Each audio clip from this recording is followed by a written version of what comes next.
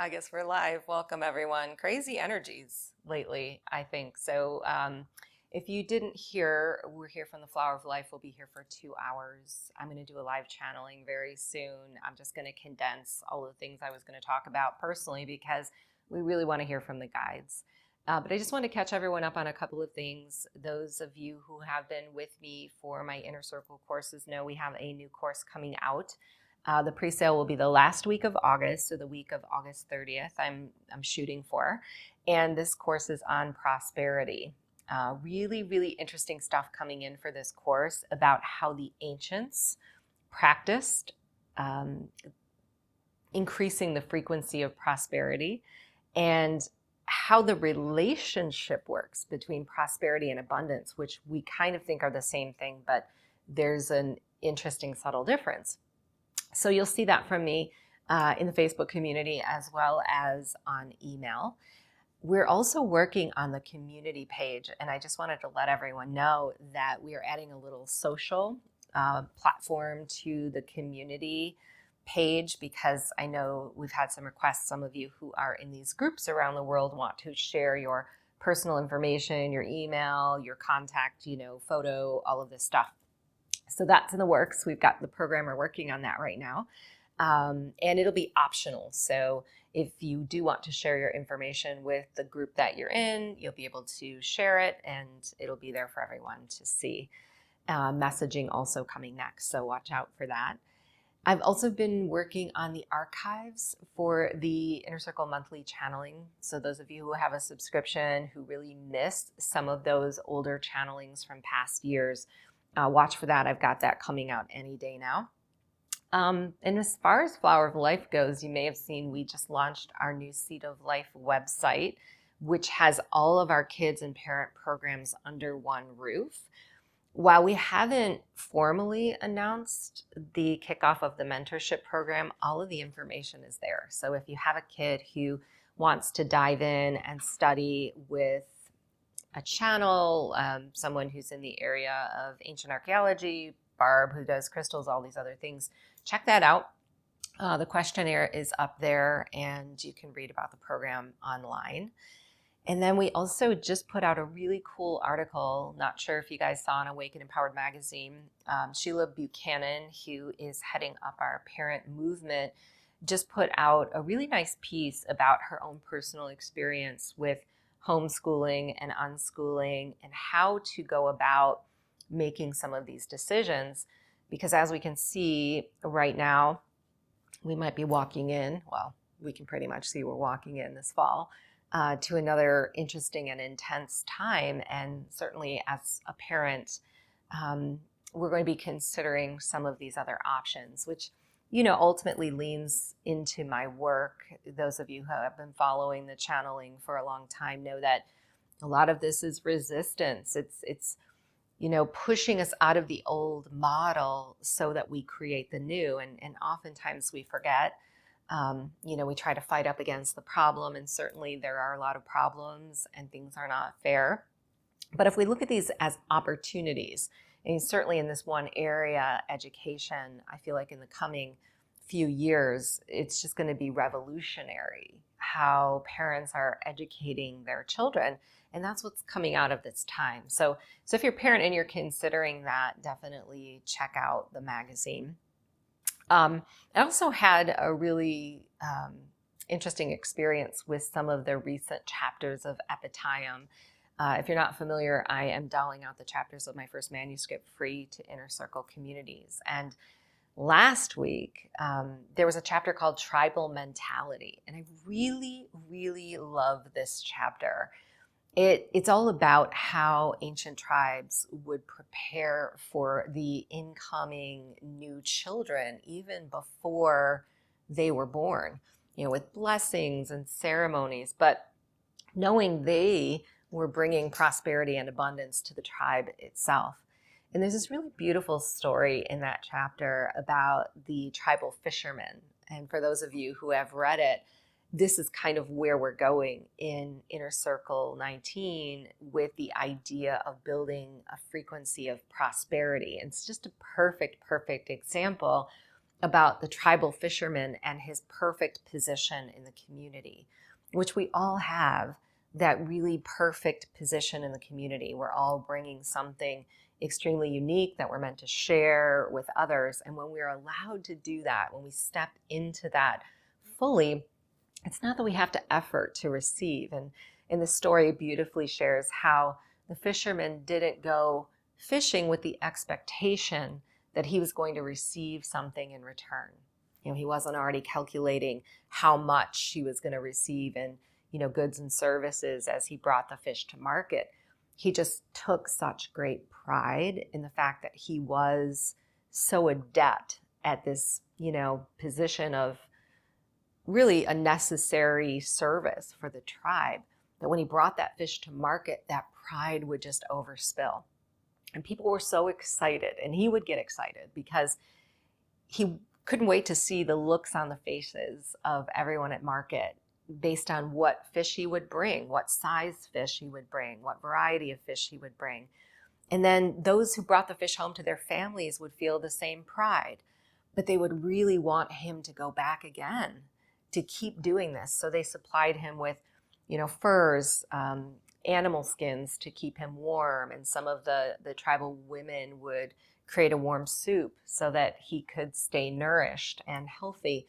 And this is really, I think, the kind of community feel that we're going into, not only with the younger generation, but, and certainly positioning them to do these incredible things that they've come here to do. But all of us, I think all of us are really preparing to be like that tribal fisherman again, where we take such pride in our work and what we're here to do that it just naturally has this symbiosis in the world and creates prosperity for all and abundance for us so that we can keep generating, this inherent wealth.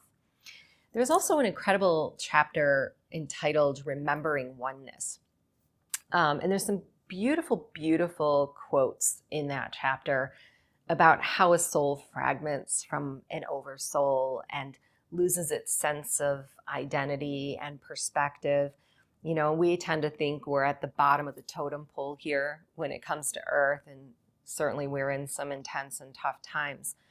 But there was one quote that really stood out to me in this chapter, and it was all about how when a soul comes to Earth or incarnates in a singular perspective, it's to relish in the minuscule detail of every single choice. And this is, I think, such a profound thing for us to remember. And right now, certainly when we have so much going on and so many choices that we have to make, it's an opportunity for us to really see not only how we serve, but how this whole experience is moving us forward. So I want to just briefly share my recent personal experiences, and then we'll get into the channeling because I know we're a little bit behind with the technology blip. Here in Michigan, we've had some pretty incredible storms over the last, couple of weeks.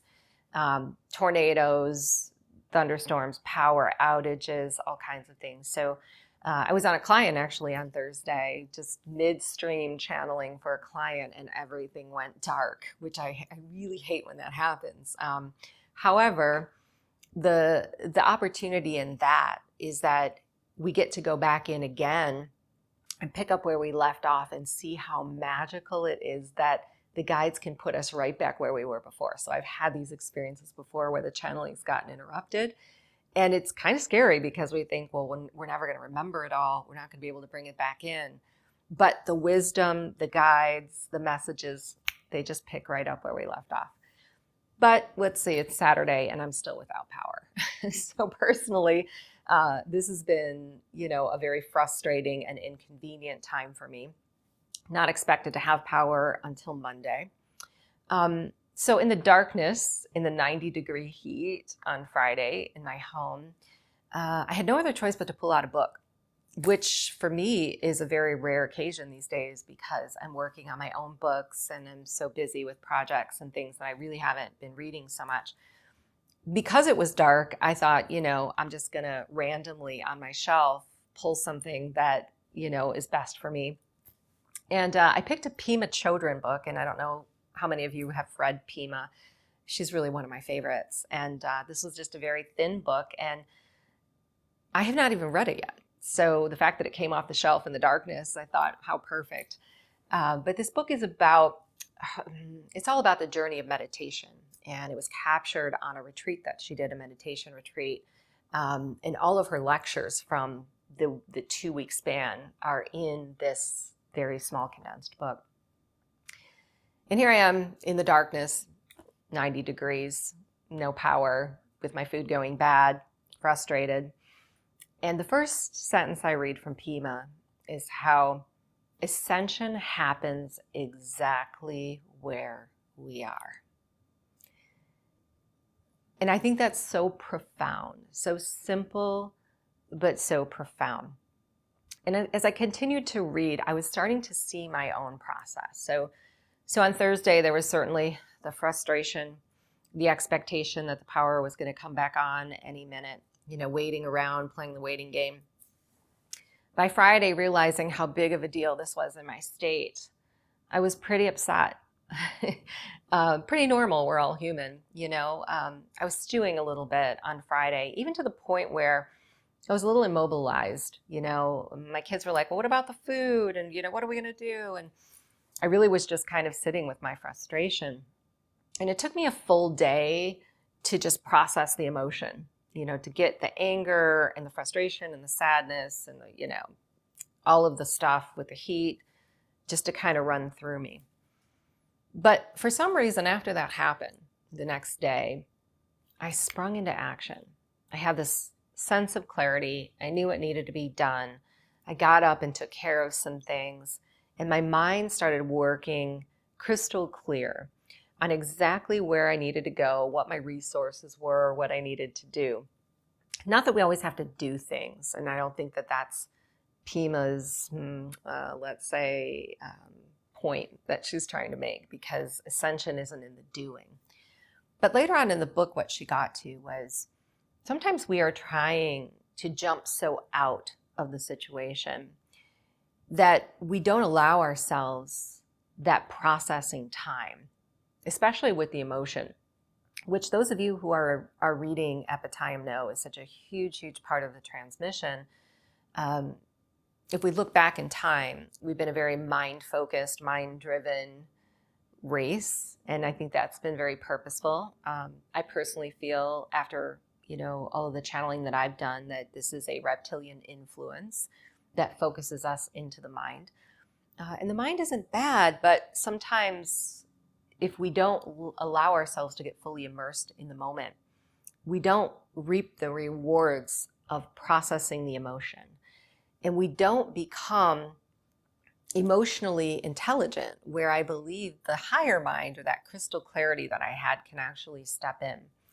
So what Pima's saying that I love, which really mirrors the teachings of the Pleiadians and Mary Magdalene in so many of the transmissions that I've brought in, is that if we can be the observer of our own emotion, if we can allow anger to be here and be curious about it, we're going to get to the point where the anger doesn't have to act out in really destructive ways, nor remain, nor keep us from doing the things that we completely need to do in any situation, right? But ascension happens exactly where we are. We can't jump out of the situation. So sometimes if we're staying in the emotion of anger, the reason we can't get past the anger is that we're trying to get past the situation.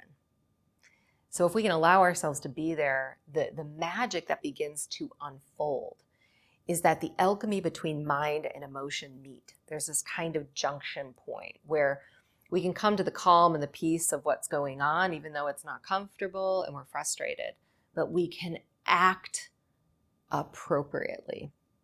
So let's fan this out to the greater collective. We obviously know that we've got some intensity brewing. As we walk into the fall months, things are starting to ramp up again with restrictions and mandates and expectations and all of these things. We have work situations, we have family situations, so many things to consider. But our goal is not to jump out of them, because they're here to help us ascend. And truly, in order for us to be free, we must realize that we can be in whatever situation that we are and make whatever choice we need. And that's the biggest falsehood that's being perpetuated right now, is that we don't have a choice. That everything that's being inflicted upon us is not giving us the choice to be, do, believe the things that we are, the things that we do. But I think the beauty of being in an uncomfortable situation is that we can see the avenues and paths open up around us if we work with the emotion. Anger is an incredibly motivating frequency. And the guides have said this even in the book. Unless we're angry, sometimes we wouldn't be motivated to do certain things. If we weren't uncomfortable, we wouldn't shift. Even going back to some of these events in the mainstream conventional schooling, unless there was some discomfort there, some things that we didn't agree with or finally saw were not any longer relevant, we wouldn't have any motivation to change, to become better, to ascend.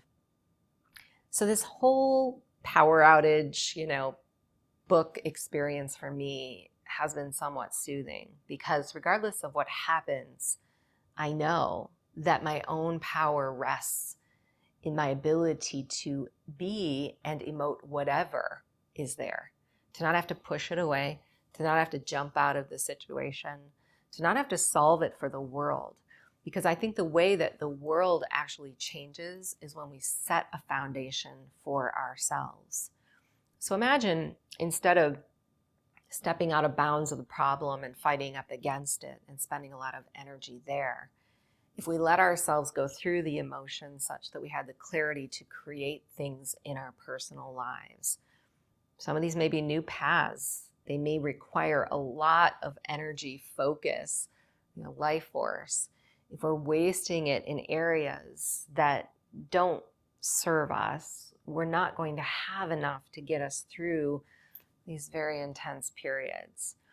So I encourage all of you to work with some of these suggestions that the Pleiadians are giving us in Epitayum, where we're using the breath as a tool to know the self, to question the self, to explore every emotion to its greatest depth, because that is where we are truly free. What we resist and restrict shows up in the outer world. What we allow also shows up in the outer world. So with that, I'll see if there's any questions. Ethan? Can you explain how you can stand in your truth and yet have to do things like wear a mask to get your groceries? Well, I think we all are negotiating our vibration individually. And the way that the question is phrased, this, I can tell you what the guides would say, but I think this would be a brilliant question to bring in and let the guides answer. When we are doing something that is not aligned with our truth, then the only one we're letting down is ourself, and we are affecting our vibration. In fact, the guides have said this is a skewed signal to source. So we know that there are a lot of things going on that are restricting our access unless we do certain things. And some of us may not have any issue wearing the mask, and others may have a problem. What you're attempting to do is navigate truth to your personal comfort. And so I can tell you how that's shown up in my personal life. If a mask is required, I don't go, because for me, that is a really strong boundary and truth that I'm not willing to bypass. What I've done is find other ways to get what I need, whether it's through local farm deliveries, things like this. There are certain stores that I've been able to tap into. It's been touch and go in our area. Sometimes the intensity of this has been really great, and other times we've had these open periods where things are more free. But my suggestion is to use the emotion as a guide. So if you're going against your truth to get something that you need, it's actually a contradiction in your field. But we forget that, and this is the beauty of the next course. So I encourage, if you're having this issue, to take the next course. This is the beauty of what we forget. We think we're going to the grocery store to get what we need, and everything's a physical, linear effort to source. But we forget there's a humongous power and presence that we embodied with. In fact, everything that we need has come with us in a container. We are just negotiating the vibration to receive it. And we certainly have to make physical decisions. But what happens is when we do things against our will, we limit that container. We put conditions in the way, and we are not being supported as fully as possible. What I've personally found in my life, especially over the last year with all of the things that are going on in the world, is the more I stay in alignment with my boundary and my personal truth, the more the options open up. So it doesn't matter what the grocery stores are doing. There are always other options that are being shown to me.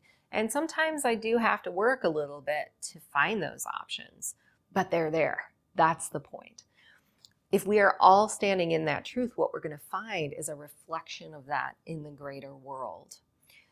Again, everyone's in unique situations in different countries and regions with different belief systems and issues with family.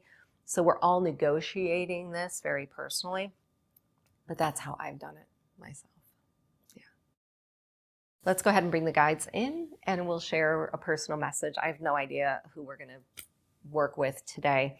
If you're new, I'm a trans channel, so we're going to step out of body and allow the highest and best collectives who are here to support humanity bring us something that we all need, a transmission that is quantum, that we will integrate personally.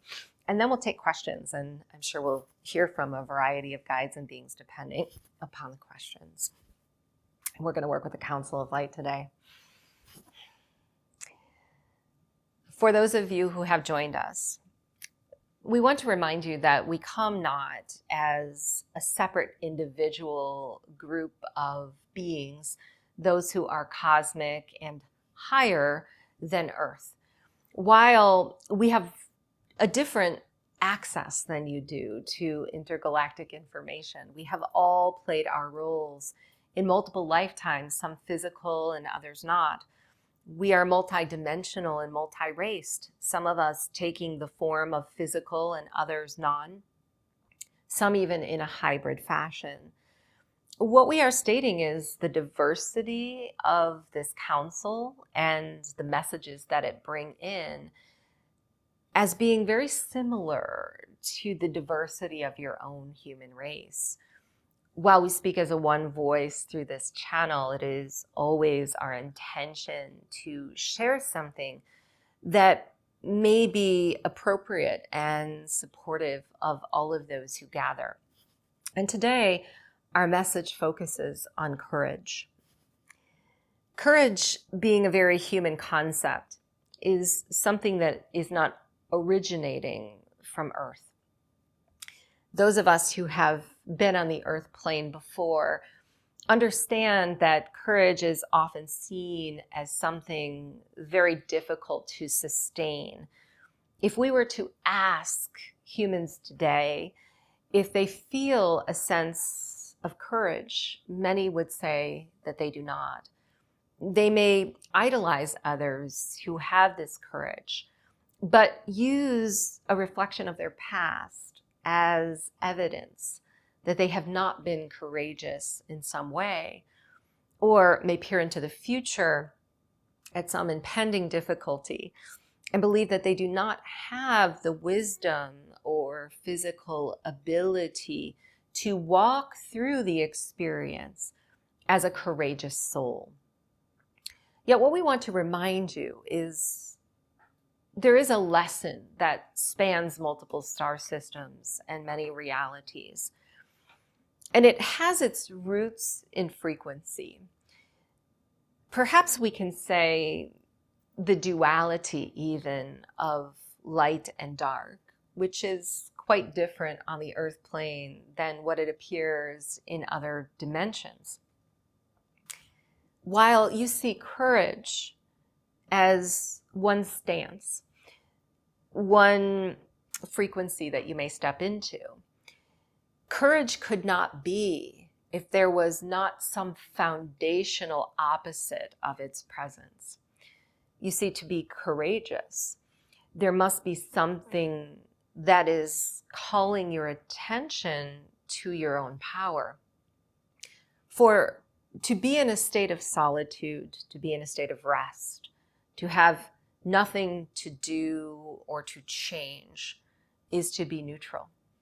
And while neutrality is a frequency we have spoken of much in these transmissions, neutrality is not a constant state. Neutrality is found when light and dark merge, when there is an alchemy of opposites coming into being. We might say that on the earth plane, neutrality is a frequency through which consciousness expands. So to be courageous, perhaps there must be some level of fear, surprise, or something that is unexpected in your reality. To have that present is to relish in the opportunity to find what courage truly is, for this path could never be replicated by any two souls. The diverse nature of our collective and the diverse nature of your human race are evidence of how different you are in how you achieve, define, and feel a sense of courage. But what we have learned in our star systems is that sometimes it takes multiple tries, different perspectives, opportunities to fail in order to truly realize a sense of courage. And if this is true, we may look back on our lives and see many failures. We may see times when we were unsure. We may even claim past mistakes for the reason that we are not willing to choose or to move or to change. But these are concrete opportunities and evidence to see how much courage is available within. For if you have failed and you find yourself here today, still willing to live and participate in the human condition, there must be some access to courage within. If you are here looking at a past that may not have gone your way, but still willing to walk into the future, there must be courage that is present. Courage cannot be defined by any one decision. In fact, it cannot be deciphered through forward movement alone, physical or otherwise. Courage happens prior to the movement. It happens prior to the decision. Sometimes we may not even recognize that it has arrived. We make the decision and move forward and may compliment ourselves that it was something perfect and divine for our soul's life, but not acknowledge that courage made it so. So as we bring this message today, it is to help you prepare for what you are seeing in the reflection of the world. To believe that you have courage now is to help guide you through every decision that you will make in the future based on a past that was perfect and divine as well. You see, it is not the degree of discomfort or the measurement of karma through which we can evaluate our lives. We are not here to succeed nor to fail. We are here to experience. Experience is the plenitude of any physical or non-physical life. The goal is to constantly merge and expand. And if we did not have experience as a basis, we would not evolve. There truly would be no reason to incarnate in any form. We have learned, those of us who exist on this council, from the lineages of our star systems, to play with the energy of curiosity in any situation. For when we are curious about what may evolve, what may take place, we are open to all possibility. And when we are this open to whatever may arrive and how we may guide ourselves through it, the level of courage that is spoken of on earth is diminished by something far greater. It is a resilience and a brilliance that came with you to the earth. We've been so pleased and honored to bring this message today, and we're very pleased to take any questions that you have. Can you explain how you can stand in your truth and yet have to do things like wear a mask to get your groceries? Well, we are Divine Mother, and perhaps we would rephrase the question this way. Anything that you are forced to do that goes against your truth would not allow you to stand within it. And in this period of time on earth, while we understand many of your decisions to stand this way are being blocked, it is only to reclaim an incredible presence and sovereignty within that humanity must realize in order to fully step into an age of enlightenment, an age of great love. While physical resource is incredibly important, and there are many restrictions to that taking place today, we want you to see the world through the eyes of a master and start with the realization that the earth has been seeded for you as a human with all natural resource necessary to keep you abundant. What we are saying here is that sometimes there is a rushed conclusion when we are stating an if-then type of prophecy. If we are unable to do this, something else will happen. Or if we must do this, we will feel this way. If then and conditional statements do not exist within the minds of masters, they do not contemplate what will happen in the future if they do or do not act in a certain way. They first come to the conclusion of what their action should be from that truth. And what you are expressing to us right now, we take greatly to heart, for we understand the conveniences of modern day society and what is being placed upon those conveniences, which is very unfair in the minds of humans. But some of the conveniences themselves need to be deconstructed. They need to fail in order for something more pure and organic to be brought back to the earth. Many of us who were present at the time of the Christ were walking in very unstable times.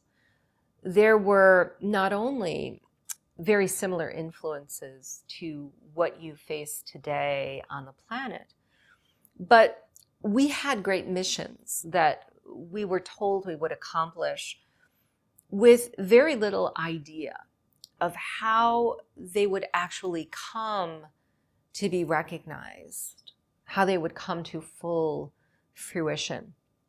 And many of us were blocked at every turn, especially those of the divine feminine, those who could not be seen in the light of a master, who were attempted to be blocked on the surface of the earth. But we were to use a guidance that was not earthly. And we are encouraging this now for those of you who are listening, because we see the reflection of your consciousness and the expansion of how it has grown. When the reliance upon physical becomes too great, in any one timeline. There comes a period where the physicality must show up in a more restrictive light, such that the souls who have accepted it are now breaking free of the barriers that have been placed upon their minds to realize a more sentient aspect of who they have yet to realize. We are encouraging you to step into the world of intuition, reliance upon your inner feelings and knowings, where it may seem impossible to do something without consequence. Those consequences, once prescribed by and accepted by an individual, will find their way into its life. But we were taught not to see any barrier or consequence before it was a true reality. Meaning, until we were standing face to face with some conflict, we were not to predict its outcome, for we were creating it through such power and wisdom that we had been imbued with as young children through our meditation practices and rituals, that it would surely come to life. This is one of the things that we want to point out very gently and lovingly as we see so many of you struggling with this concept of consequence. There is a certain physical reality that is holographic and true.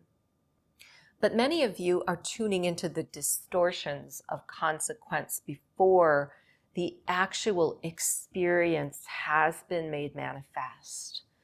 What you are attempting to do in these situations is to bring yourself to center before you act, before you decide, but to also rely upon a higher power and authority to guide your path, to invite in your angels, to invite in your cosmic families, your higher selves, to lead the way, to show where ample resource exists and how fertile soil is available to plant the seeds of our future freedoms. This is something that many of us learned in action as our missions unfolded. We were taught how to work with Sophia. We were taught how to work with the natural elements of the soil. We were taught to call them to us, but we were also taught patience, not to step too far out of bounds of the present moment. And if we were forced to stare darkness in the eye, these were the moments we would rely most upon our training. We would find our way past discourse and consequence through our energy, not through physical. Where you are today, we understand, is quite self-defeating in many respects. You may be pulled back into time where a sense of freedom was found. But freedom that is reliant on the outer world will always be false. It is inorganic and falsified to believe that there is something that grants us our freedom, that shows us the way. You are standing at a crossroads of reclaiming not only your sovereignty, but your higher wisdom. The possibility to manifest a new earth simply through every choice that you make. If you are guided through your feeling, through your intuition, you will find the paths of least resistance. Choose these paths wisely and influence them daily, for they are the ones that will replace what is false and inorganic and untrue. This is sort of a similar question to the last one, so if there's anything you want to elaborate, if not, we'll continue. Any tips on how best to stay in alignment and peace in the moment with the ever-increasing restrictions for the unjabbed? It hurts so much and is so scary to see so many people believe in the corporate media and to parrot that on.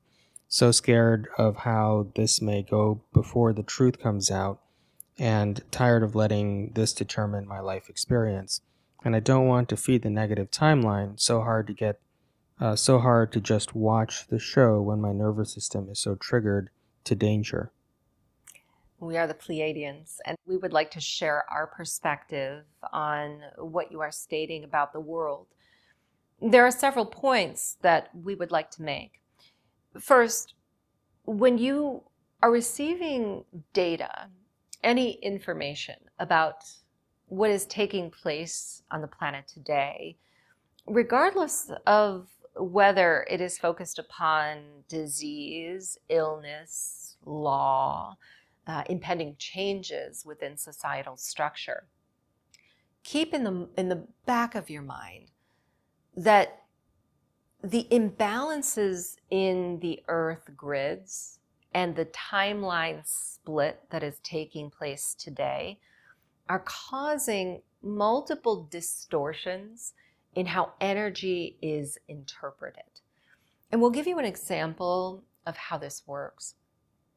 Sometimes you find yourselves attempting to translate a memory from the past that is very hard to recall. It is something that you know took place, there may be a photograph that is evidence of it, but it is hard to put yourself back into the body and the position of that experience. While you are piecing the memory back together, what you are actually doing is translating energy. Because something happened in the past, and you are a new human being in the present moment, you must put the pieces of the puzzle together, put new energy to words and to feelings and to human relationships. And this is an incredible time, we believe, where the past is being somewhat reconfigured. It is necessary because where you are going in the future relies upon many of the things you have manifested before becoming interpreted and reorganized differently. So what we are saying here is if you are paying very close attention to the very fast-paced shifts that are going on and the changes in the media, announcements of certain things, you are only seeing a vibrational wave of intensity that is unequal and imbalanced, attempting to come into form. In other words, it may seem as if it is logical to say that a prediction of the future can be made based on the evidence of what government officials are saying. But if you take this above the dimension you stand in today and view it as we would, it is not government officials speaking anything. It is a historic recalculation and rebalancing playing out on all levels. So our first bit of advice is if you are to become very entangled in everything that is being spoken, said, deciphered, and released in the media, you will have a very difficult time navigating your personal path because there are many untruths and certainly distortions, as you have pointed out. But to that end, to believe that there is any one truth that humanity will come through or come to is also a self-defeating prophecy. For if we are dependent upon every human being knowing one thing to heal the planet, we will be waiting our entire lives. Truth is an individual frequency that becomes realized and used as the foundation to create a life that influences the lives of others. What you are attempting to do is not rid the planet of something that is evil, for this also would put you on a never-ending wheel of physical effort that would exhaust all souls. While we acknowledge there's a great deal of darkness and insufficiency, you are attempting to step out of that environment, to create something that is its opposite. And while what we are saying we know is a tall order for many of you, for the new is not tangible, it is not something that has come to full fruition, it can be seen as extremely exciting. Now, you have mentioned law and mandate and restriction and expectations to do something that you are not in alignment with. Before we go into this part of your question, we want to also share an observation that we have made from our star system.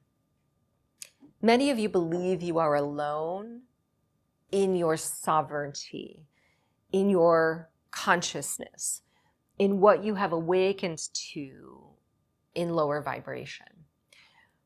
But we actually acknowledge a great deal of awakening that is happening on a very fast scale, a very intense and quick trajectory.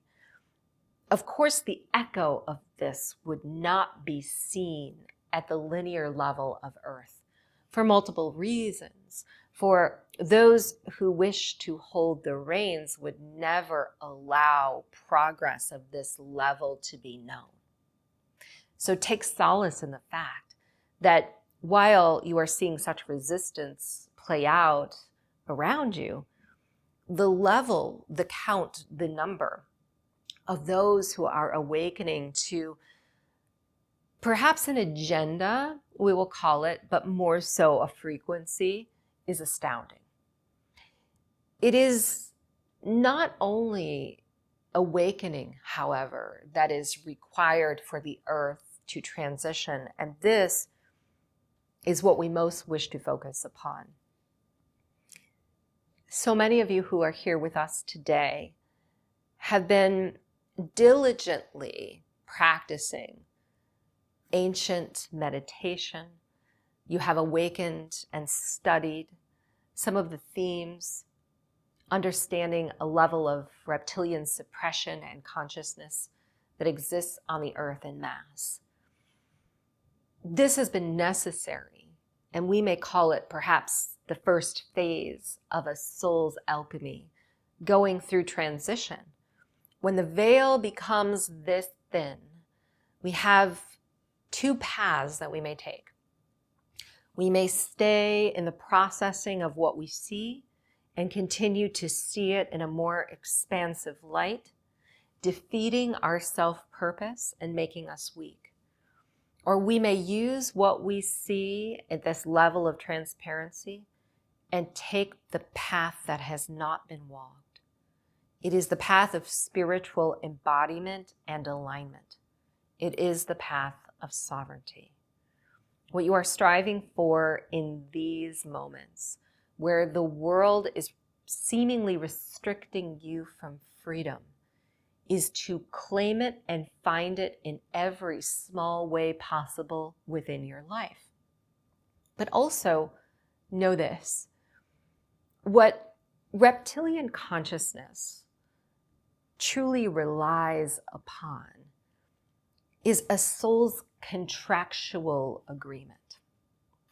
Many of you understand, those of you who work with energy, when we are feeling the influence of some dark being or reptilian in our field, it is often because we have agreed contractually or matched the vibration of something that it's been allowed to enter our container.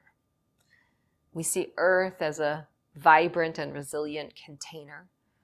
We see every human embodied in sovereignty and universal law to the highest and fullest degree, but having been led to believe that it is not their own.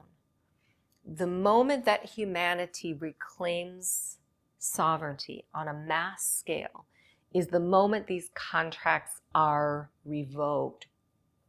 What you choose not to do may be one of the biggest decisions you make on the planet that breaks open the resilience of the fifth dimension. While we know for a period of time this may seem very uncomfortable and difficult to remain in, we believe the linear time of discomfort could actually be incredibly short for humanity to endure. Because ultimately, linear time is a manifestation of how you interpret life, how you interpret the world. If you believe that what stands before you has more power than you have within, certainly you will find a repeat cycle of suffering and suppression. But the second that you find your power exactly where you stand, in your home environment, within your own family, within your neighborhood, you will be free. We will leave you with one more suggestion. And we think it is a pivotal one for navigating the next several months. Many humans would not see themselves in the position currently to serve, for there is such an energy drain in the world going on that to keep ourselves and our families afloat is taking a great deal of effort. But when we spend dedicated time, physical effort on serving others, we immediately shift our frequency into the fifth dimension, because the fifth dimension is based upon sharing. It's based upon unity consciousness. We may believe that takes us out of our daily experience of having to source. How will we get what we need if we are always giving to others? It is important to balance, certainly, where your attention and energy is going. But we're speaking of putting you in the mental mindset of not just providing for yourself, but providing for a good deal of others. When you find the path that you are able to walk freely and sovereignly to abundance, bring others with you there. Replenish those paths greatly. Reseed them so that they may flourish. If humans are to put all of their currency and attention in the areas of abundance that meet their level of personal sovereignty, the world will change incredibly and quickly. The Lionsgate brought in light codes to deal with ongoing drama pertaining to the vaccine. Could the guides elaborate on these codes, and are they chromosome 8 related?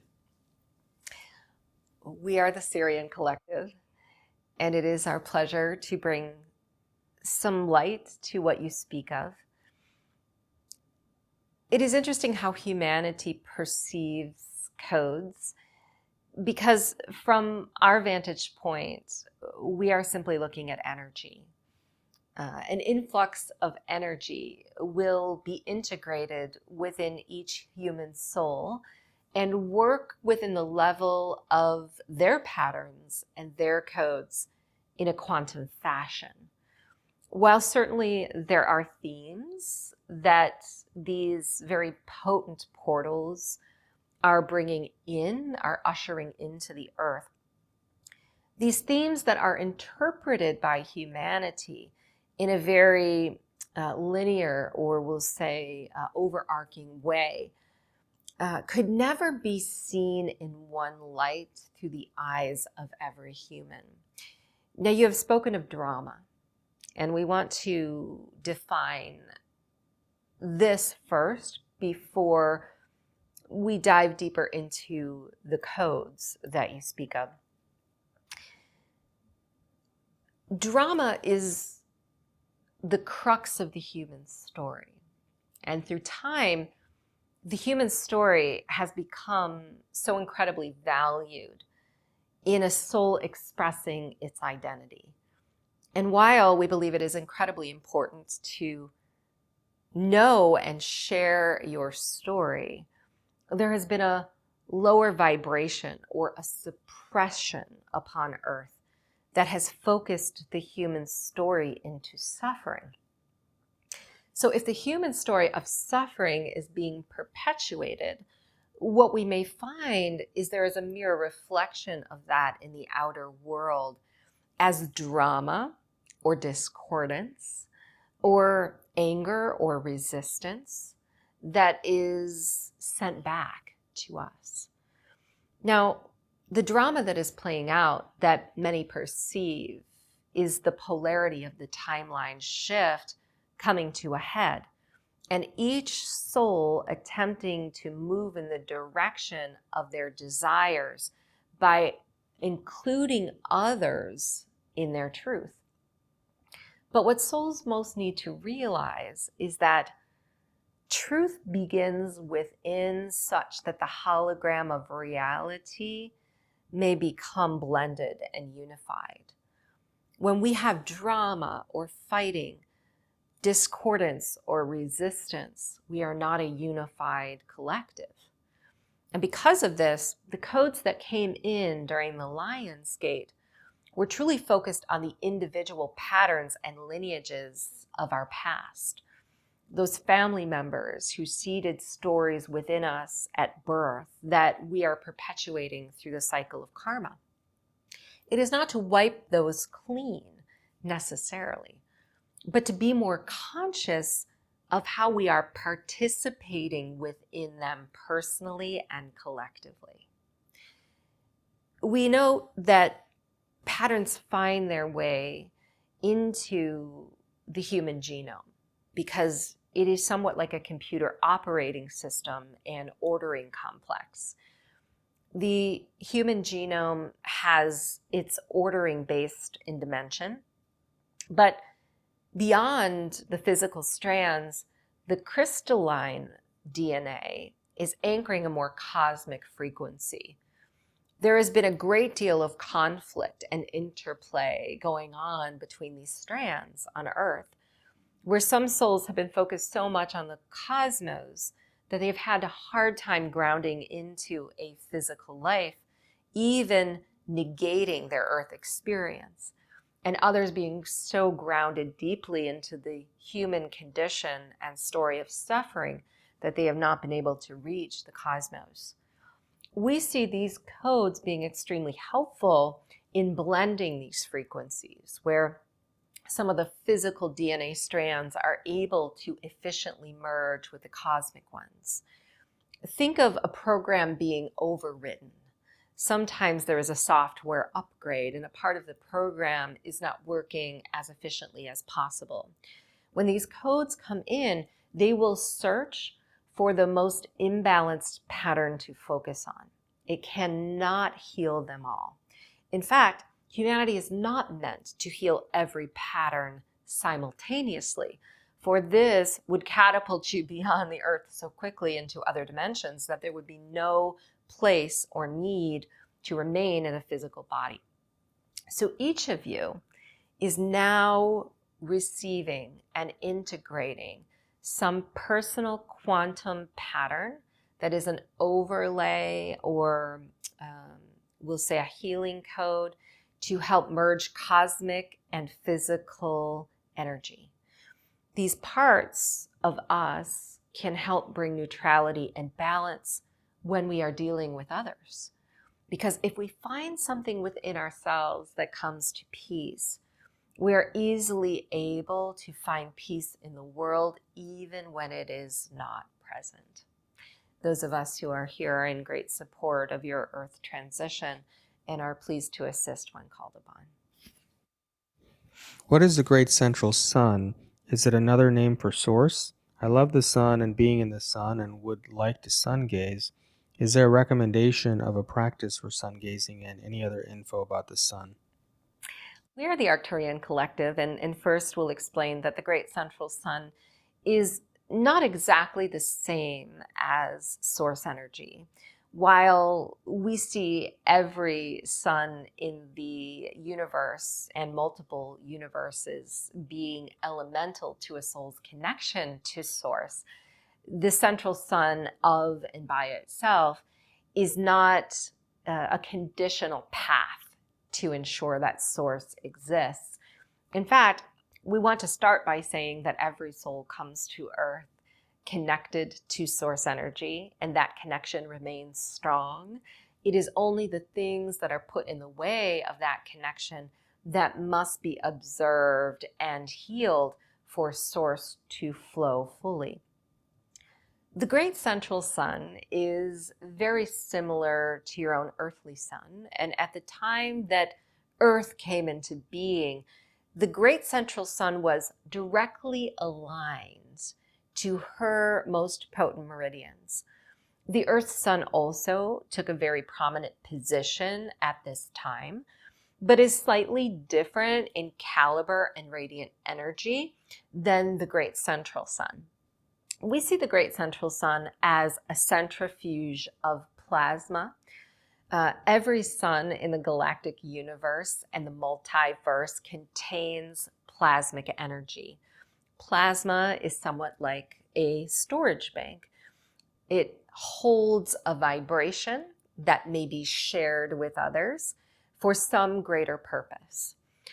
Plasmic energy is a part of your nutrient base physical existence as well as non-physical existence. When we say nutrient base, we're going beyond the idea that you have to ingest anything that is physical from the earth, but receive everything that you need through the plasmic intake of the Great Central Sun or the Earth's sun. There is a slightly different caliber, and it would be difficult for us to give a scientific measurement of that humanity would understand. But to explain it this way, the Earth Sun is more of an appropriate balance to receiving physical harmony, while the Great Central Sun is more of a cosmic container to support that aspect of who you are. Both are necessary. And the reason that the Great Central Sun has not been a focus for Earth in many, many generations is that you have moved into a third dimensional reality where your physical lives, your physical bodies have taken more of a primary focus. It is not to say that this is wrong, and we want to remind you that as planets and suns and stars are revolving throughout the galaxy, every race is not only receiving exactly what is needed in a match of frequency to their consciousness, but influencing these patterns. The return of the Great Central Sun to Earth in its current position is extremely prominent. It is a significant part of your movement into the fifth dimension for the reason we have stated previous. Plasma and high injections of plasma will activate physical soul's light body as well as their plasmic container, which is made up of many components, not just one. You have a variety of different plasmic bodies that work in concert that help you to do many things, such as time travel, intergalactically communicate, receive energy through the light body as a nourishing source, and become, we'll say, more adept at seeing yourself in a multidimensional light. Now, you've asked us the question about sun gazing and specifically working with the Earth Sun. This is a practice of the ancients that has been defined in many ways. It to date has been a very gradual progression for a soul because of the great sensitivities that you have developed to working with close proximity injections of solar through the iris. This isn't exactly how you were designed. You were designed as more of an intergalactic blueprint, being able to interact with these solar frequencies in great quantities. But unfortunately, due to tampering with your human genome and weakening of it, solar energies have become somewhat destructive to humanity, which is why the entire path of protection from the sun has become a timeline on Earth. We see that you're moving out of that timeline. In fact, much of what exists there is a falsehood. Much of what you've been led to protect from has further toxified the body. But what we suggest for those who want to sun gaze is to gradually move into elongated periods of time based on how the body reacts and especially integrates. Remember, what you're attempting to do is normalize the circadian rhythm of your body to Earth and receive the nourishing rays of the sun to detoxify and allow the body to come back into some organic semblance of self-nourishment. If you are to sun gaze early, very early in the morning when the rising sun is beginning to poke from the sky, you will activate your physical energy to the degree of sustenance throughout the day, bringing in a sense of mental clarity, perhaps, and activating physical life force. The purpose for sun gazing at the end of the day is to bring the energy into a more relaxed state in preparation to go into deep reparative states of sleep. What we suggest is that you follow the guidance of an advanced teacher who is present on the earth today. There are some who have been defined, or we'll say assigned to work with these ancient practices and bring them to the comfort level and appropriateness of what humanity is able to sustain. We actually see these processes changing in the future and perhaps inviting in and merging with processes of pulling in the plasma from the great central sun. Can the guides give clarity as to how to hold a guardian stance with the government intrusion, the difference between the guardian and warrior spirit, and how to assist our kids who are unawakened young men? We are the Pleiadians. We understand what you are saying here. There is certainly a difference in frequency and vibration between a warrior and a guardian. For we see all of you having come to the earth as guardians in process. Many of you have been here before. You have seeded the earth with intergalactic resource. You have been present, giving of your own divine genome to support the seeding of humanity, and have now returned to ensure that its organic state is repaired and protected.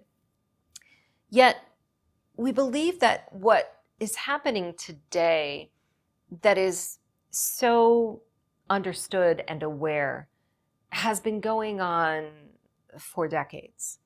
While it seems extremely transparent and very intense, you have been subject to a great deal of influence, very unbeknownst to yourself, in many different areas of physical living. Whether it has been the influence of the genetics of your earthly food supply, whether it has been the injection of toxins into your waters and soils, whether it has been the influence of man-made frequencies that you have been subject to without your knowing. All of these things have been working beneath the surface to lower the frequency of your consciousness and physical body. Yet now you are coming face to face with a very deliberate agenda to move the human genome into a yet lower state. And our advice to you is this: what you interact with in the outer world becomes influenced and stronger in its frequency. As we say this, we understand that it may cause some discomfort or anger because there is a lower vibrational consciousness that needs to be called out and brought to justice. Humans need to understand what is happening that they cannot see. And protecting our children has become something that is very fearful in the minds and hearts of parents.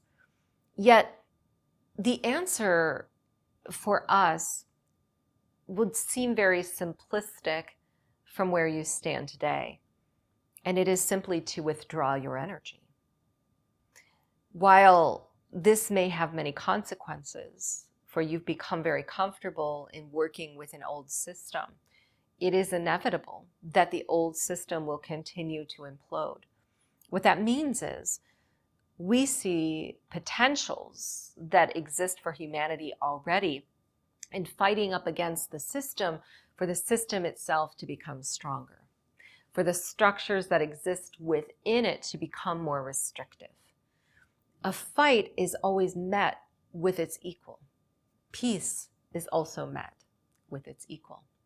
So you are being challenged in this time to step out of things that you have known for a very long period on earth, and to perhaps walk paths that are unfamiliar and do not have concrete structures built within them. But you are way showers. You are here as ambassadors.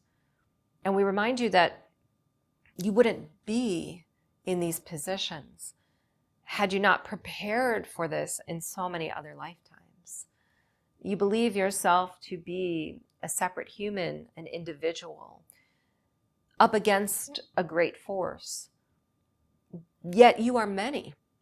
You are many parts of yourselves coming back into this lifetime, calling upon the wisdom of when you have done this before. It is not a deliberate call for that wisdom that is necessary, but perhaps the stillness and the relaxation of its presence that allows it to be found. Many of you are finding yourselves stepping into immediate decision-making experiences, where tomorrow something may happen that is going to cause you to go against your will. But we remind you that sometimes decisions do not have to be made in the time that others expect. This may be a first step for humanity to truly realize the power of its sovereignty. There may be a deadline that we must return to work, or something we must do to return to school, or a certain community environment. But if we decide we are not willing to do what is necessary just for today, it helps us feel an immediate sense of power. We know that it is an option for us in the future. But until things become better understood, clarified in our mind, seen in the world, we are going to take a hiatus from being in those situations for a period of time. Imagine if all humans were to put the brakes on decision-making just for a moment, with the only decision being, I am not ready. I am not ready is a decision. It is a stance. It is a belief in the self. It is following one's truth. It may not be a yes or a no, but it is just as powerful as making those decisions. What we are seeing is a need to eradicate suffering, to eliminate fear, and to find moments of peace and clarity. And to do this, we cannot step out of the bounds too far of the present moment, but only deal with what is in our reality today, because the universe will prioritize everything that we are meant to focus on. Those of you who are standing at a crossroads in this moment, with something impending before you as a very important decision, must know that it is your greatest service to the self and humanity to make. But everything else that may fall around it needs to also be prioritized beneath the moment of now. Because if we are attempting to do too many things in a timeline collision of this magnitude, we will not see that every decision has a common thread. That everything that is playing out before us on the earth and in the collective is rooted in the same ideal. It is that we are creators. It is that we are free. It is that we are sovereign, but connected to a higher power and authority that guides our way. The authority on earth that has been subscribed to has weakened the human collective. And that authority cannot remain as you move into the fifth dimension. So our advice to you is to find your authority in each present moment, And this is the only way that humanity will efficiently walk through the coming months to find what we are speaking of, which is the peace and sovereignty that is your birthright. Can the divine feminine masters speak about sex? I feel I have numbed myself and have a difficult time feeling and accepting pleasure. How do they see sexual pleasure? What are their thoughts on sharing sexual energy, especially during these genetically modifying times?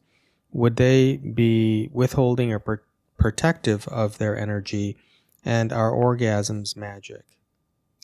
We are Isis. This is such a lengthy topic for us to discuss in such a short period. For the sexual power of a human being is not only magic, it is its lifeblood. Yet it has been focused into a very physical realm that is imbued within suffering, within trauma. There has been a focus for humanity into the lower chakras.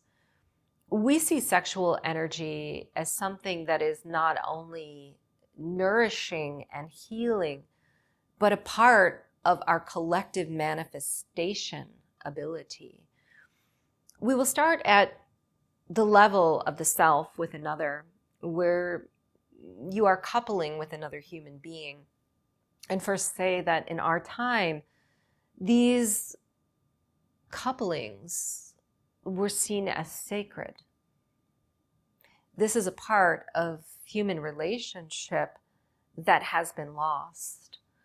If you are to see your partner as sacred, to share sexual energy with a sacred partner is to share it with the entire world. While many of us began to work with masters at a very young age, we were taught to cultivate the kundalini, or sexual energy, in the lower realms, not for any form of physical orgasm, but for the bliss and expansion of connection to the universe. Through practices of breath, we were instructed to rise this kundalini to the level of the heart, to the level of the throat, to the pineal and to the crown, and to spill it into our auric field.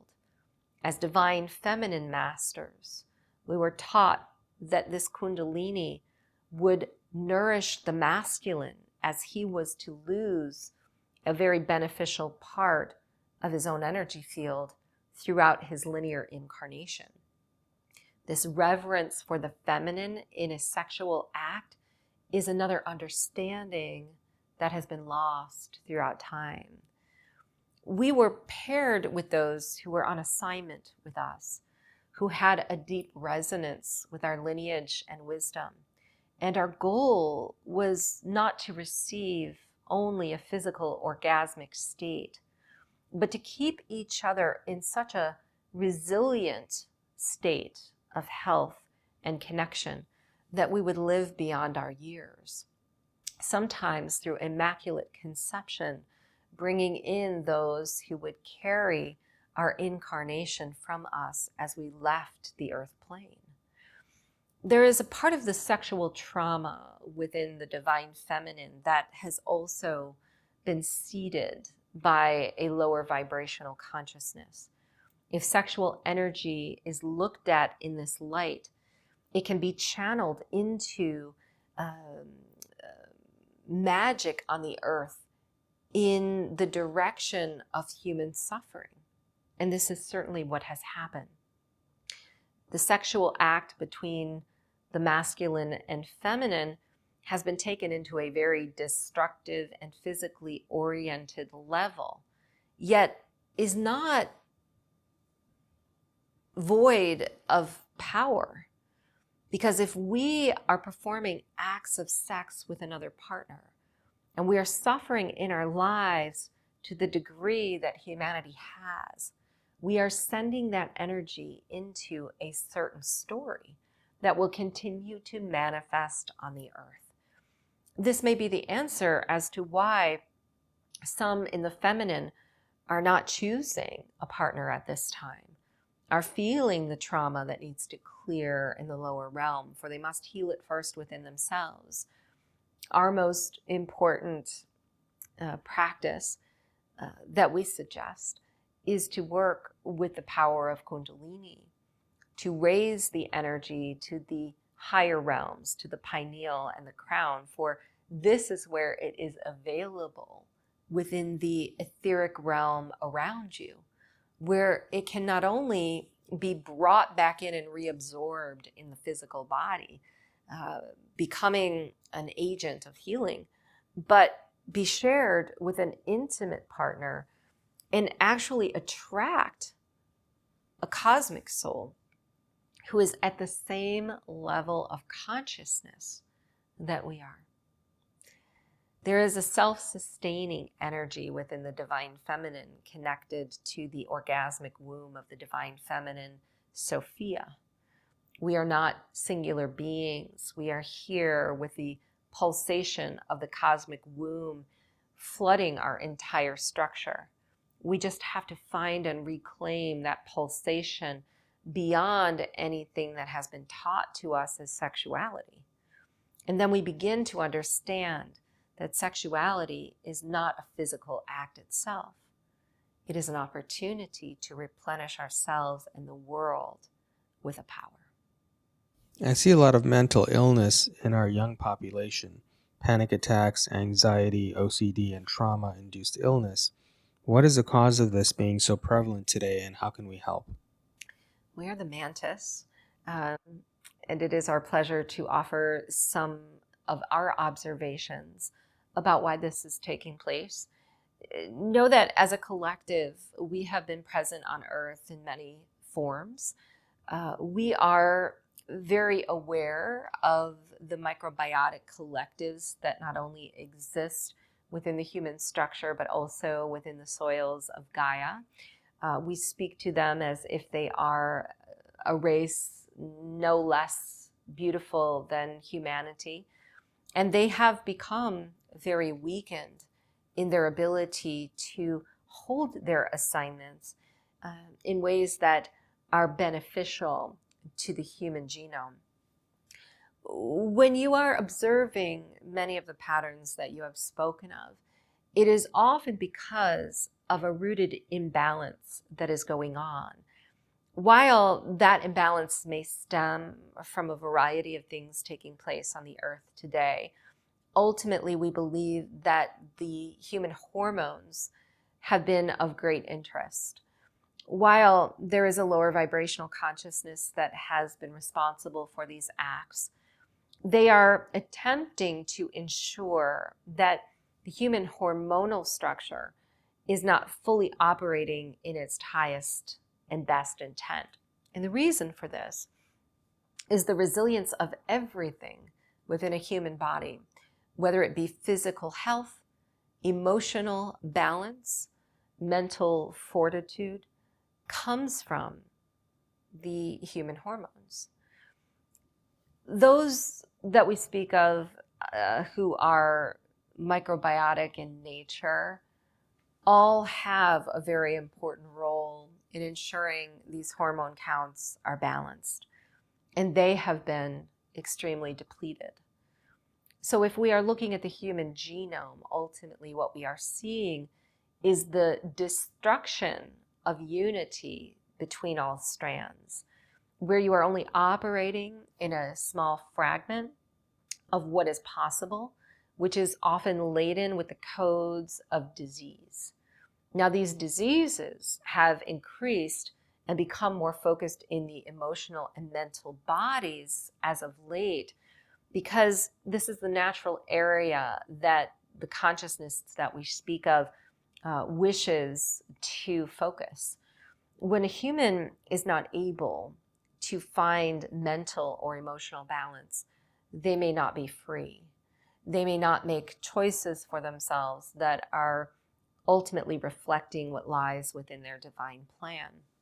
So what you are attempting to do, we believe, is not only unwind some of these generational patterns that you are working with, by acknowledging you are here as a soul that is free, but to focus very deliberately on where you are being led in your life outside of anything that is pure and organic. This can be beyond what we speak of as soil or food or water. It can even be related to sound and music, to communication, to relationships with other humans, to media, and especially to the replay of stories that are programmed in a certain light. You see, microbiotics, they are very sensitive not only to what we ingest, they are very awake and aware. They hear a human's inner voice. They understand everything that is going on within its environment, and they are meant to help it adapt to any situation and cause the hormonal structure to bring in balance. This is ultimately what has weakened.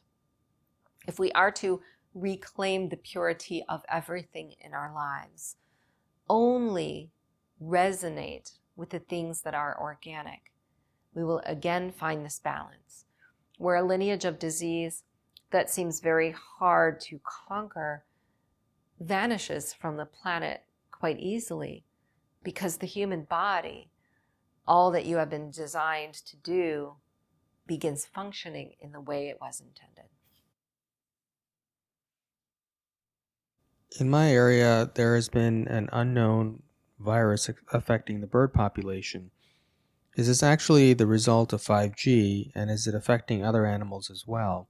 My dog companion has lost his energy and life force vigor recently and also lost his hearing rather abruptly with no apparent medical reason. If it's 5G affecting the animal population, how can we help? We are the Arcturians, and first we will say that we do agree with what you are stating. The level of unnatural frequencies that are present on the earth plane today are at such an intense rate that animal collectives are the ones who are bearing the burden of these changes first, mostly because they operate quite differently than humans do. And it is not to say that these unnatural frequencies are not having their effect on the human genome and body, as we have already stated that they have. It is just that the sensory of animals is so heightened that we may see it very obviously in them first. When you speak of a virus, it is important for us to define how we see a viral component in any body, whether it be a plant, an animal, or a living being. The Mantis were here a moment ago, speaking of the microbiotic collectives in the body. There are also viral collectives that we believe are just as important, just as significant in your overall balance and health. And they do have a great job to accomplish. They go dormant at times. But when unknown frequencies enter the body, threats per se, they become active and begin to eradicate those frequencies on a very significant level. We can even, as Arcturians, observe the viral count in a physical body as a sound. We may see it as a different wave or a different form than any other construct that is present. And we have observed this within humanity as of late. It is not necessarily that the virus is wrong or bad.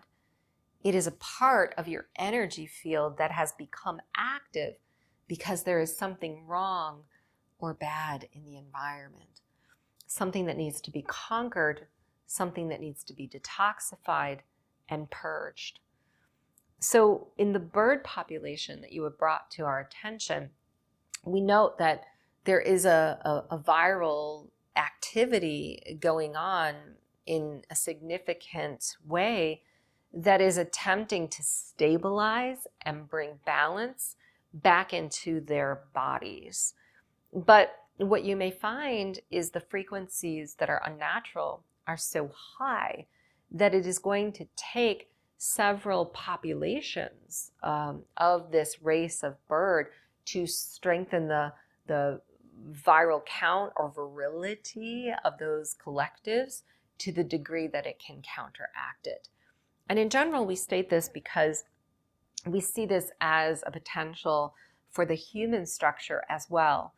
What is playing out on the earth today that is seen as a foreign invader in our mind is actually a part of how your physical bodies are conquering the rays of unnatural frequencies, and may take several iterations to work through and become a more resilient and adaptive collective that will help you to rise above what you define as 5G, what we see as an unnatural and inorganic frequency.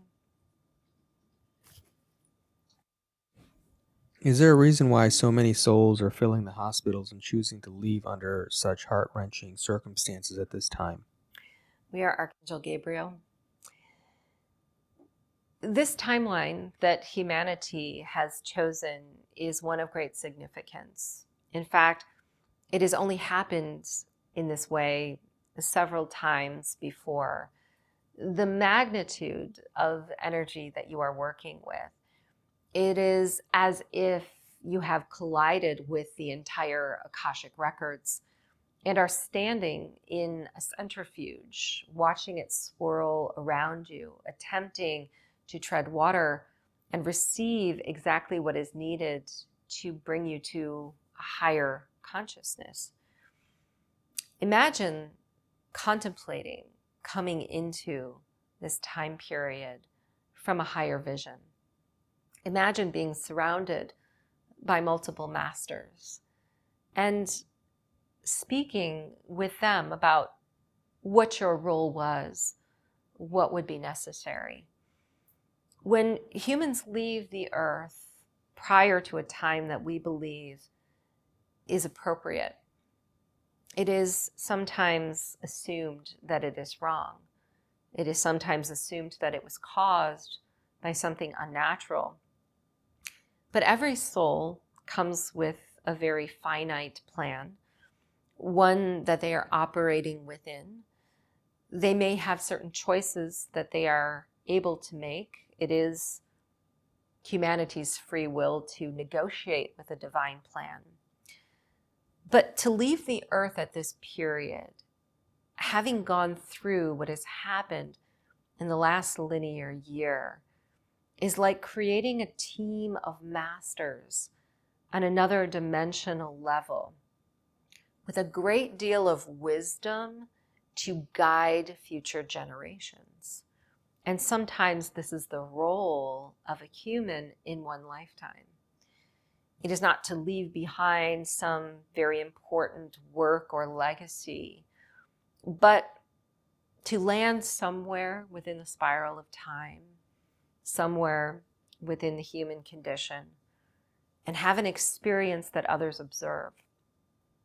To actually go through the training of what it is like to be a human in this timeline, knowing it may stretch beyond the period that they have incarnated, but capturing something extremely important, like a snapshot that will be viewed from the heavens.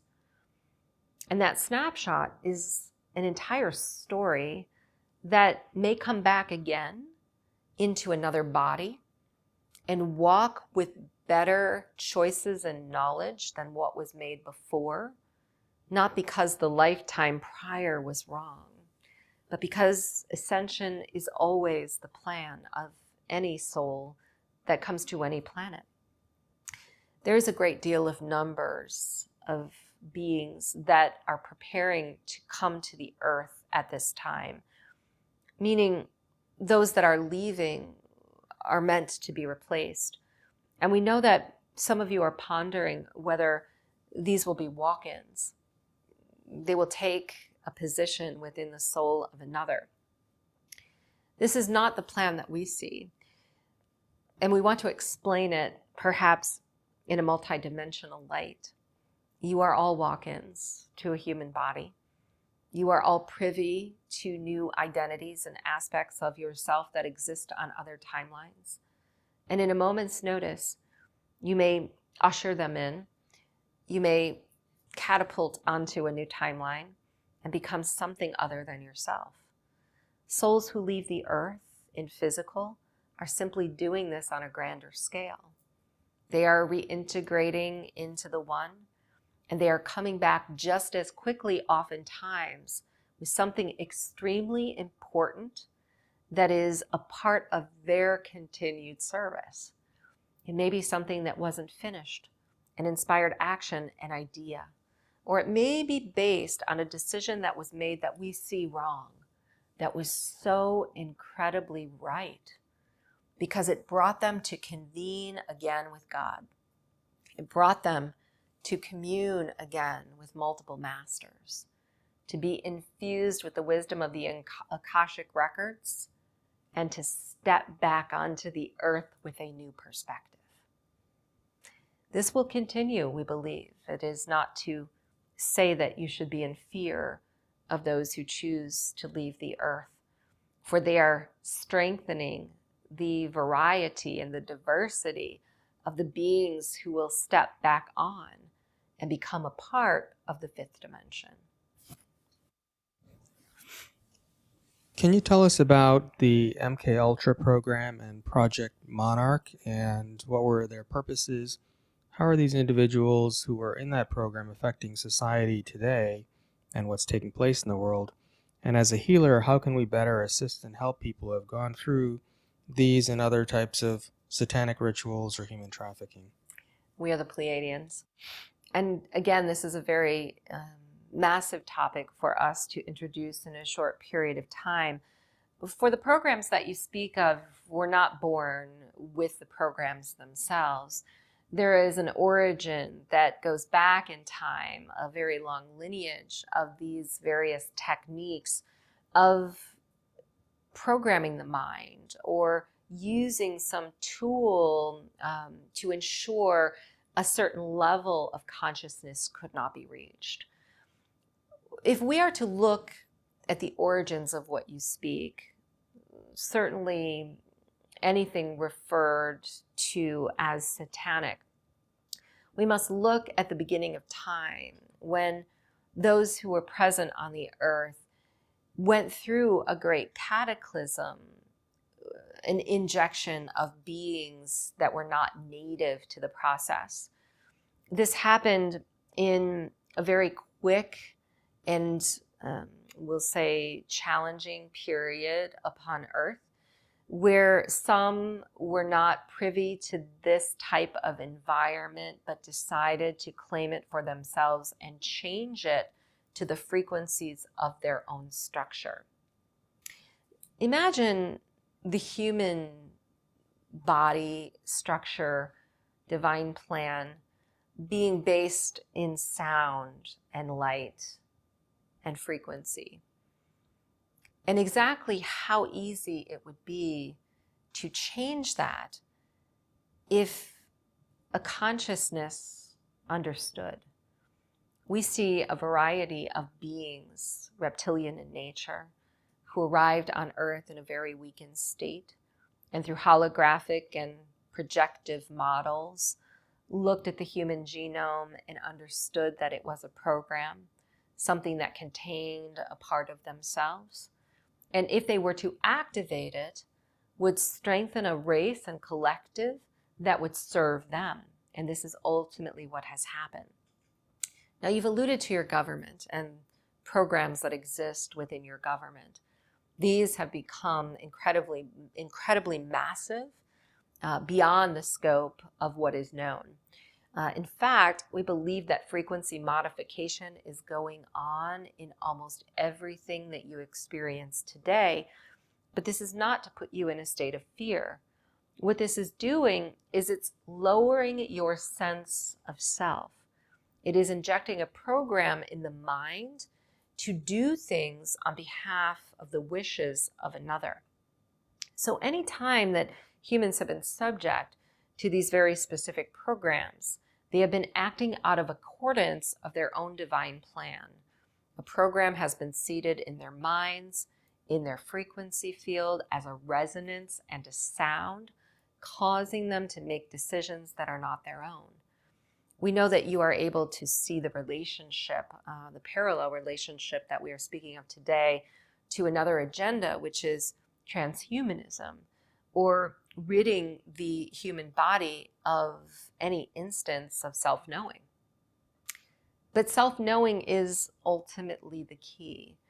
So you have asked us how to deal with such a stark and dark presence. If you were a healer working with those who had been programmed to a very significant degree, how would you unwind that? Our most important suggestion is to take them on a path of remembrance, a path of self-knowing. Not to dwell upon what has been injected within them, but to see that the possibility of their story exists elsewhere. And this, in our minds, is the ultimate awakening protocol for every human being, regardless of the degree of severity that they have been implicated directly by these programs. You have been taken by the mind outside of yourselves to exist in a hologram that is not your own, not a part of your divine plan. It is a hologram where you are serving others and not yourself. The second that you begin to self-serve may feel as if it is wired in a lack of unity or some ingenuine process of competition. But unity first relies upon a soul knowing itself to the degree that that self can be shared. And this is ultimately what is missing. You have been programmed to believe who you are. You have been told you must be a certain way. The only way to ensure that these programs do not succeed is to get back into your roots, to move beyond some of the inorganic technologies and tools that are causing you to look elsewhere. At a time when humanity is in great crisis, what it truly needs is to reject all form of truth outside itself, to quiet the outer world and to stand within its own authority. Sometimes this requires a healer to stand close, to guide and walk a soul through ancient process and practice back into itself. But we see also some very ancient forms of hypnosis returning to the planet. While many are practitioners already working with these tools, they are preparing to upgrade to, we'll say, a more cosmic level where we are able to remove programs through some extra sensitive ability. You see, there are many on the planet today who can see as we do. They are able to see the inorganic wave. They are able to see what has been seeded in sound. And they can easily shift the frequency of a soul back into itself. These programs will vary, these teachings will vary. We also think it is inevitable and imperative that humanity understand these programs and that they become understood and more to that they are open and exposed in the light. Not that they have not been already. However, sometimes they are so dark and discordant that humans are unwilling to imagine that they have been touched in their lives by them. What we must realize is that when we come face to face with the darkness, we have the greatest opportunity to reclaim our light. If we stay stuck in these stories, we will never find our way out. But if we see them as a part of ourselves, we have an opportunity to go deeper, to know who we are at the level of our truth. And this is our greatest suggestion. Any advice from the guides on how to navigate being shamed and outcasted from one's family for not getting the vaccine? We are Mary Magdalene. To be shamed by a family member is often to see a reflection of some instability within. We say this very kindly as not to share the burden of what you are receiving as a part of your wrongdoing, but to note that sometimes we are standing in our truth in ways that are conditional upon others' acceptance. We are learning in this timeline that our families are here to perhaps support us in ways that we may not have considered. For when they are shaming us, we are given the most incredible opportunity to find self-love, which is the ultimate opportunity to ascend and to create on the planet today. When we are imbued in our own self-love, it matters not what others say. In fact, we may find that we are walking upon the earth with no need to experience any level of challenge or discordance. It is as if our energy field is expanded to the highest degree and repels those who are not in complete resonance with our truth. But our greatest advice in these situations is to look upon those who are shaming through the eyes of God. For those who are performing in this way on the earth are carrying out a lineage and a story of lack of love. It may be hard to believe that those who are coming from such an egoic stance do not know self-love, but a human would not shame another if they knew the degree of love that we speak of. So we look upon these humans with the grace and compassion of God, because it is our wish and blessings upon them to find something in themselves that they do not know. While this may seem hard at a time when you are being shamed for your truth, it is imperative to bring unity back to the earth. What we participate in is going to expand. So if we are to shame those who are shaming us, if we are to meet discord with discord, we will find ourselves within a life of struggle. While everyone is in a different situation, we must also explain that every family relationship has its roots in some predestined healing. We would not have chosen family members if we were not to have come to something in our lives that they would show us as a necessary path of inner trust, of reclaiming something that we were not able to find. Family does this for humans in earthly life. They bring in some of the greatest joys and the greatest sorrows. Sometimes they are the reason for our greatest trauma, or they can give us our greatest instance of love.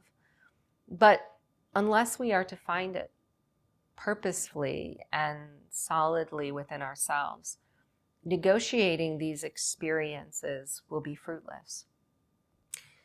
Our advice is also that when you find difficult situations, it is not meant to solve them in the moment they are had. We may make mistakes. We may find ourselves expressing emotion in very unconstructive ways. But if we judge ourselves after the fact for how we reacted, we are only perpetuating a cycle of karma. It is okay for us to breathe, to create a boundary, to separate ourselves, to have a sacred space, but to also make mistakes.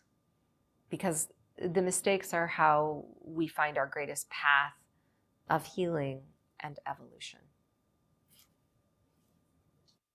Could you conclude the session, please? Yes, we were the Sirians. Those of us who have been here throughout this transmission are so pleased and always honored to be with you as you grace your presence on us in the same way we have upon you. We are always fulfilled and very pleased to serve. Many blessings. All right. Thank you for being with us today. I know we had a little technical difficulty, but we're going to test the mics, and we will be back shortly with Ethan and Barb. Take care, and I'll see you next time.